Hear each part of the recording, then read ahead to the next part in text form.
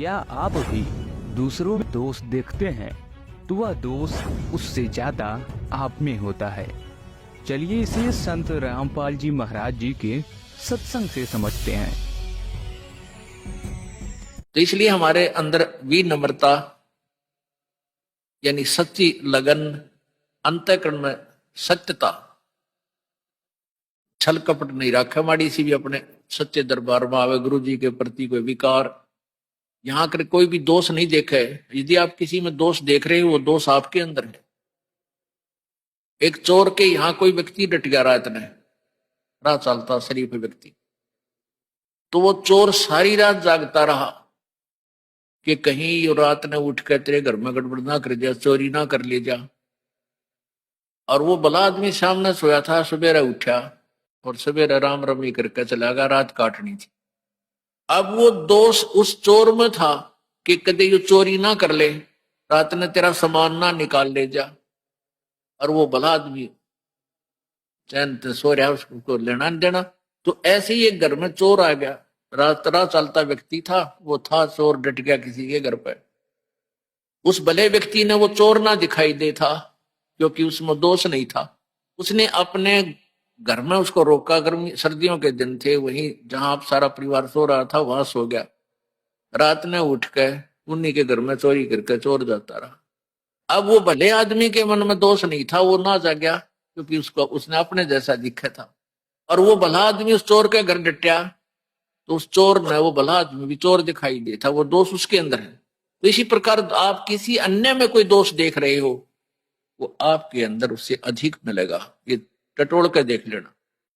जब आपके अंदर कोई दोष है नहीं तो आपको दूसरे में दिखे को ना।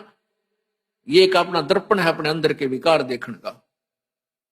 परमात्मा कहते हैं बुरा जो देखने में चला बुरा ना मिलिया कोई, और जब दिल खोजा आपना मेरे तो बुरा नहीं कोई। जो क्रिया हम बुराई करते हैं हम दूसरे में देख लेते हैं, 20 साल आगे गावांगे, देख रहे वो नौकरो थी, वो नौकरो था, और वो आप 20 करे उतने। हमने पहले अपने अंतःकरण को साफ करना चाहिए, फिर और करें तो अपने आप भरेगा।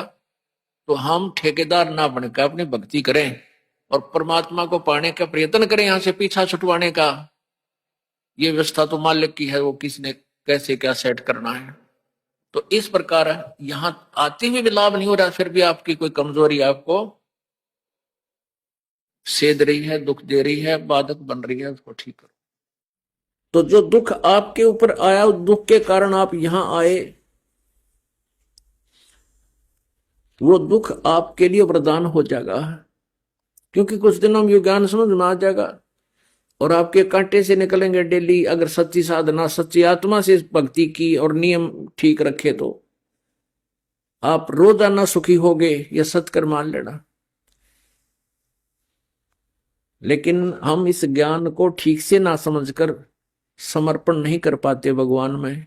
हम मन में कोई ना कोई दोष रखते हैं, इस कारण से हम लेट हो जाते हैं।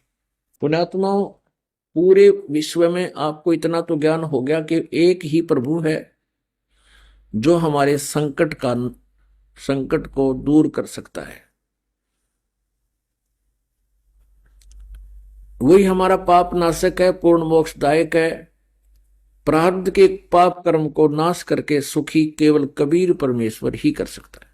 तो हमें फिर इस बात से भी एक विशेष लगाव बनेगा। जैसे हमें पहले कोई दुख नहीं था इस संसारिक सुख में परमात्मा की दया से, लेकिन भगवान की चाह फिर भी न्यारी थी। और ब्रह्मा विष्णु महेश के लीलाओं से हम परिचित होकर के विष्णु जी और शिव जी की हम इन पर आसक्त थे। अब हम अपने भगवान कबीर जी की लीलाओं से हम परिचित होंगे तो इनमें भी हमारा एक विशेष प्रेम बन जाएगा। और जब इस आत्मा को ज्ञान हो जाता है तो परमात्मा के प्रति एक विशेष कसक के साथ लगते हैं। परमात्मा से करबद्ध प्रार्थना बार बार हमने करते रहना चाहिए, सिमरण करना चाहिए, भक्ति करे खूब डट के, और जितना दान बने वो दान भी करे। अपने जीवन का मूल उद्देश्य यही बनाओ कि यहां से पीछा छूटे एट एनी कॉस्ट, किसी भी कीमत पे। परमात्मा ने तो यहां तक बता दिया है कि सिर साटे की भक्ति है और कुछ नहीं बात।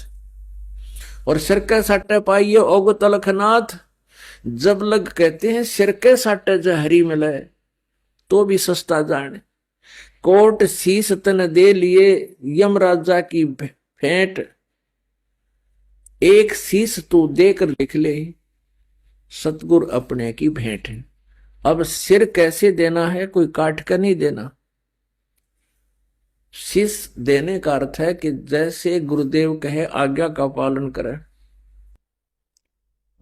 और ये शरीर ये शिष परमात्मा का मान ले। एक संत थे, वो अपने शिष्यों को समझाया करते थे, ज्ञान दिया करते थे कि वे गुरु की आज्ञा का पालन करना चाहिए। जो अपने गुरु का वचन नहीं मानता है वो शेष मोक्ष प्राप्त नहीं कर सकता। भाई जो गुरु बचन पे डट गे रकट गे फंद 84 के। भाई जो गुरु बचन पे डट गे रकट गे फंद 84 के। कट गे फंद 84 के, रकट गे फंद 84 के। भाई जो गुरु बचन पे डट गे रकट गे फंद 84 के। वस्तु मिली ठोड़ की ठोड़, मिटगी मन पापी की दौड़। वस्तु मिली ठोड़ की ठोड़, मिट गे मन पापी की दौड़। ये भरम मिटे मथुरा काशी के, भरम मिटे मथुरा काशी के। भाई जो गुरु बचन पर डट गे रकट गे फंद 84 के। कट गे फंद 84 के, रकट गे फंद 84 के। भाई जो गुरु बचन पर डट गे। अब वो गुरुजी अपने शिष्यों को ये दृढ़ किया करता था कि गुरु की आज्ञा का पालन अवश्यमेव करना चाहिए। ऐसे शिक्षा दे रहे थे। और फिर कुछ देर के बाद कहते हैं कि भी सभी 5-7 जितने शिष्य थे आश्रम में कहने लगे, भाई इधर आओ बच्चों, अकान जी कि मेरे सिर में 5-5 जूते लगाओ। अब अभी तो गुरुजी कह रहे थे कि भाई गुरु के वचन का पालन करना चाहिए। और फिर गुरुजी के बारे में यह भी बताया जाता है कि गुरु is God. Suppose Guru is God. परमात्मा को मूलधन 100 रुपये मानना पड़ता है गुरुजी को। भगवान सपोज करके इसे गुरुजी को भगवान मान के हम अपने मोक्ष प्राप्ति वाले इस प्रश्न का हल कर सकते हैं और इसका कोई विकल्प नहीं। अब भगवान के गुरु के जूते मारे तो मर गया, और ना मारे तो आदेश हो गया। अब सभी सुन्न हो गए। अकाद अच्छे धर्म संकट में फंसे भाई। अब गुरुजी कहता रहा, मैं क्या कह रहा हूं भाई, गुरुजी की आज्ञा का पालन अवश्य करना चाहिए। नहीं उठा कोई भी। एक खड़ा हुआ, अपना जूता निकाला, गुरुजी के चरणों में बैठ गया, जो चारपाई पर आसन पर विराजमान थे। जमीन पर विराजमान होकर के उनके सामने सिर रखे, अपने सिर में 5 जूते मारे। अब गुरुजी ने कहा, भाई डांडी मत मारे, मैंने तेरे में नहीं कहा, मेरे में कहा, मेरे सिर में मार जूते। तब उस दास ने कहा कि गुरुदेव ये शीश भी दास का आपका ही तो है,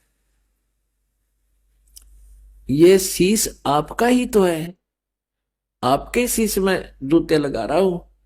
तो पुण्यात्मा ये देखना चाहते थे कि इसमें विवेक कितना है, इनमें ये कितने समर्पित हैं। ऐसे शीश देना है।